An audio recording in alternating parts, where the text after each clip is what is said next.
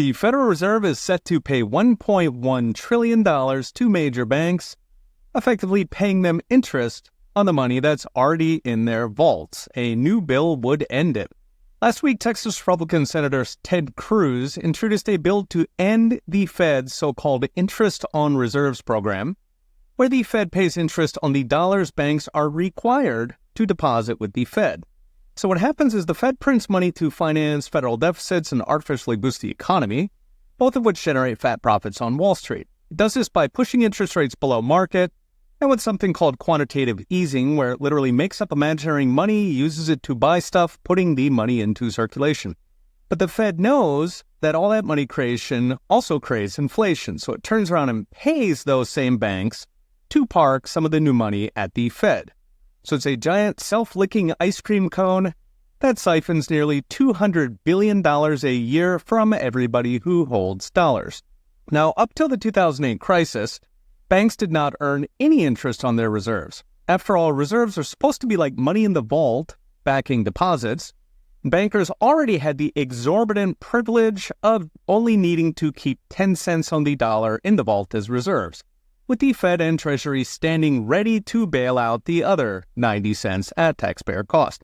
But all that changed in 2008 when banks proved so reckless that they threatened to topple our entire financial system, at which point they were punished by getting interest on their reserves. The scam exploded during COVID, so in 2019, banks were parking about $2 trillion at the Fed, paying just 0.1% interest. So the Fed was paying banks $2 billion a year. 5 years later, that has grown to $3.5 trillion, paying 4.5% interest.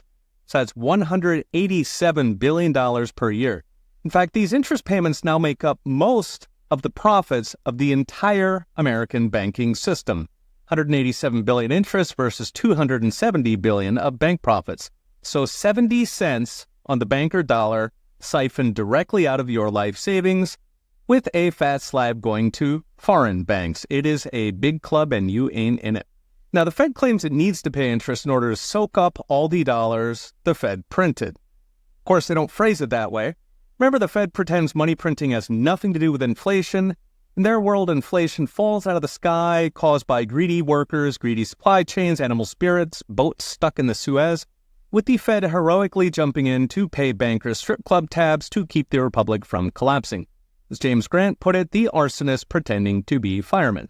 So what's next? Brought to you by Unchained.com. Ted Cruz's bill probably won't pass since bankers know how campaign donations work. But what if Congress stopped paying bankers strip club tabs? In short, roughly $1 trillion would flow out of reserves and into lending to business and customers. This would lower the interest rate on loans, mortgages, even government debt, and a good chunk would go to creating jobs.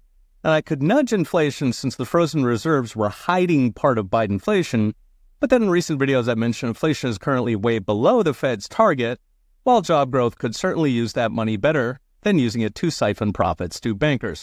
Of course, with 70% of Wall Street profits in play, bank lobbyists will be burning up the steak dinners and campaign donations to keep it going. Okay, we'll be watching. See you next time.